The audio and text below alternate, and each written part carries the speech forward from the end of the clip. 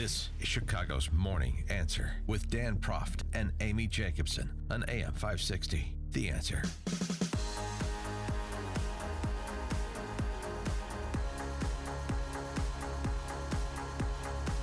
Good morning, Dan and Amy. Well, Tom Friedman, longtime columnist for the New York Times, is a sort of pseudo-intellect that the D.C. press corps loves to elevate.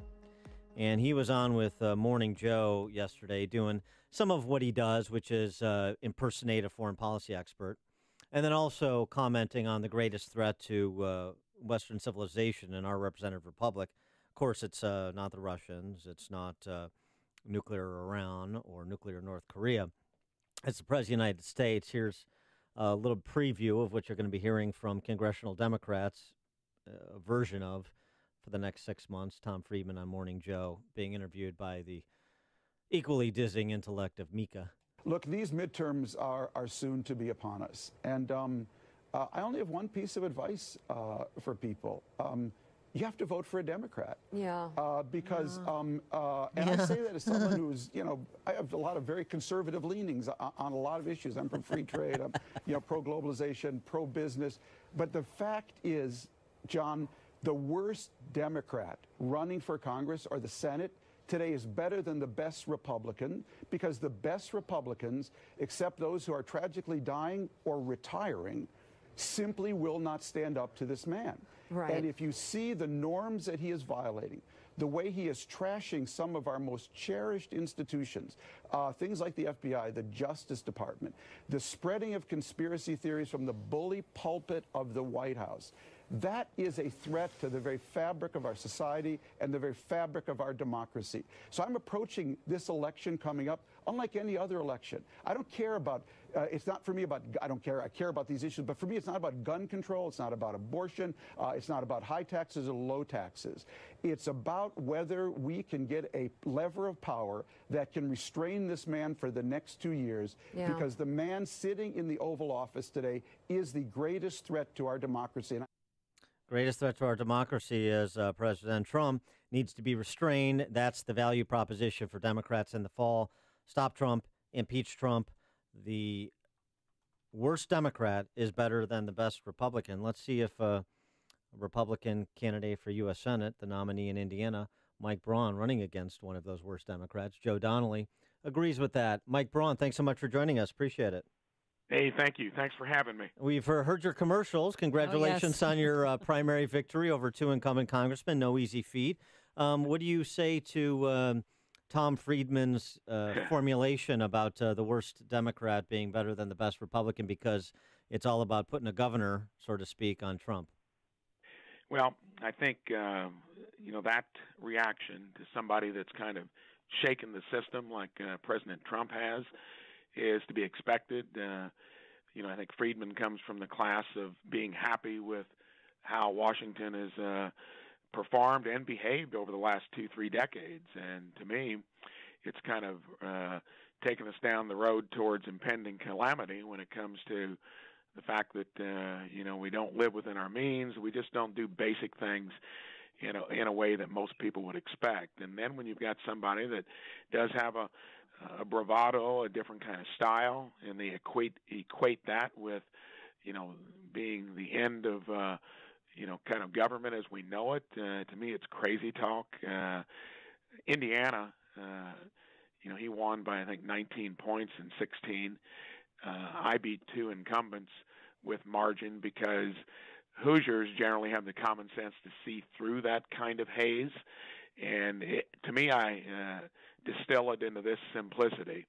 If you're happy with government over the last 3 decades, where the institution has, I think, a 15% approval rating, 21 trillion roughly in debt that we've accumulated, now back up to $1 trillion deficits, my goodness, I think I'd focus more on that than I would somebody that looks like he's at least shaking the system to pay attention to the things that really count, and that's a government that's out of control. So you're, come November, you're up against one of the Senate's most vulnerable incumbents, Democrat Joe Donnelly, as we mentioned. What message are you sending to Hoosiers why they should rally around you? Well, in the primary, I was up against two tough opponents that have been in the game for a long time, and I kept it fairly simple there too, and described them, and mostly Joe Donnelly as a guy that's built a career in politics, and you've got to have accountability and responsibility for where we're at, and not just rail against someone like the president that is shaking up the system, kind of questioning norms. And I think that needs to be done because it's not been a good result. And Joe Donnelly has gone with the flow, has not distinguished himself in any way, been a congressman for 6 years and now a senator for 6, and has pretty well towed the Schumer-Pelosi line. And, I've been a business guy that moved back to my hometown, started a little business, and after many, many years of hard work and a hard scrabble existence,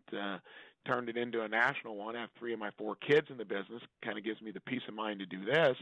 We need more folks that have lived conservatism in the real world.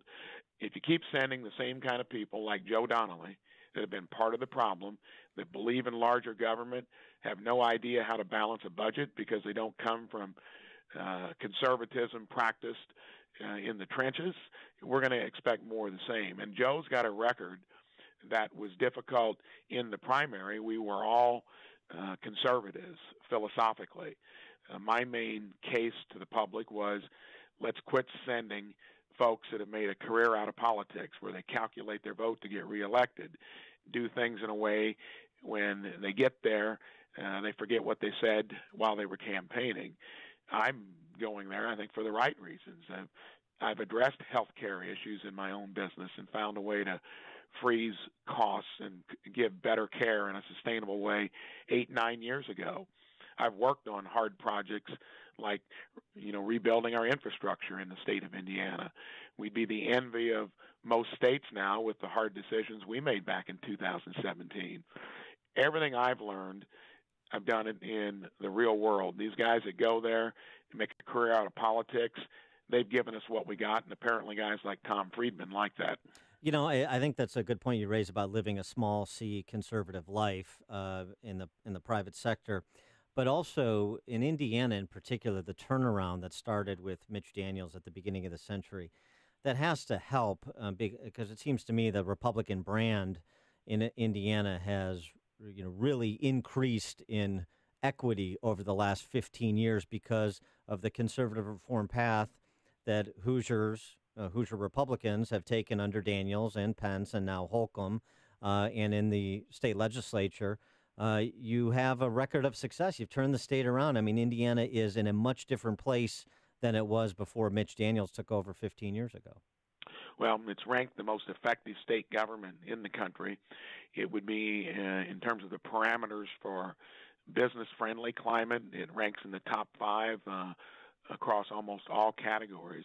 But mostly, Mitch Daniels inherited a situation where Democrats were running with no cash balance, even in a state like Indiana, living from year to year, then had to navigate through the 2008 downturn and did a lot of things that have just set us back on the right course, not complicated ideas. Most households, most local governments, all state governments keep a cash balance, live within their means. So whatever you're supposed to be doing, whether it's a government or a business, you've got the health to keep persevering into the next year. And Governor Pence started the process of paying attention to infrastructure. For Indiana, it's our comparative advantage. It's what we've got to be good at. And our roads and bridges were falling apart because prior politicians didn't address it.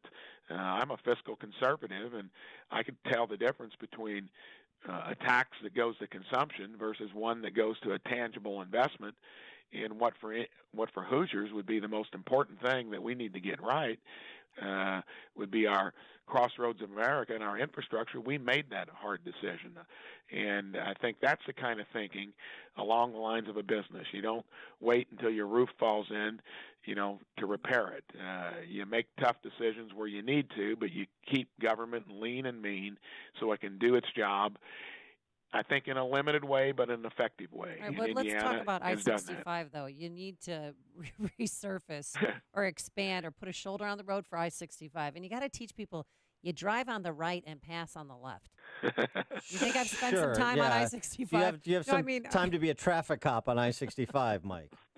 Well, I think that we even in the budget that we added $1 billion to things like lane expansion. Thank you. 69's got to get completed on its final leg from Martinsville, Indiana to Indianapolis. We got to build the twin bridges in Kentucky down around Evansville to actually complete 69. We did that in 2017. Plus, we put money in the budget so that you're not dodging chuck holes, even on limited lanes. And there was room in that budget to address some lane expansion on 70 and 65, the vertical and the horizontal byway in our state. No other state's done that. We've done it and kept everything else in line and have a cash balance. Some of the things I'll take to the federal level, along with my private sector experience, I think step into the Senate knowing more about what to do with health care and infrastructure than almost all of them there, because most of them have not come from the real world to where they've done something, built something, had to manage a budget year after year. Now, I put this question in the past to both Governor Daniels and then Governor Pence when he was governor, and they wouldn't take me up on it. I'm going to ask you the same question. So I asked both of them if they would consider scrambling the Indiana National Guard and invading and taking over Illinois and annexing it. Maybe you can't do that at the federal level, but you could introduce perhaps legislation that would make Illinois a territory then that could be annexed by Indiana. Would you consider that? Well, I think that might have been something we would have tried 4 or 5 years ago, but I think the flow from the west to the east across the Hoosier border it's happening is anyway. About as much as we can handle. Yeah, so, right, exactly. We got folks coming into this state to build their businesses, and I'm lucky. I grew up in a little town in southern Indiana, so full of entrepreneurs and hardworking people. Per capita, I'd put it up with any place in the state or the country. And wife and I have been entrepreneurs. She's had her own business for her only job for 40 years on our downtown square. And I, for 17 years, worked to get a concept that I could grow nationally. And Indiana in general is like that. You've got communities across the state that, down to the local government, and especially the state government, the welcome mat is out there, and that's why we got a great future. He is Mike Braun. He's the Republican nominee for U.S. Senate in Indiana, running against Joe Donnelly. Mike, thanks for joining us. Look forward to catch up with you again as the campaign unfolds. Appreciate it. Anytime. Enjoyed it. And he joined us on our turnkey.pro answer.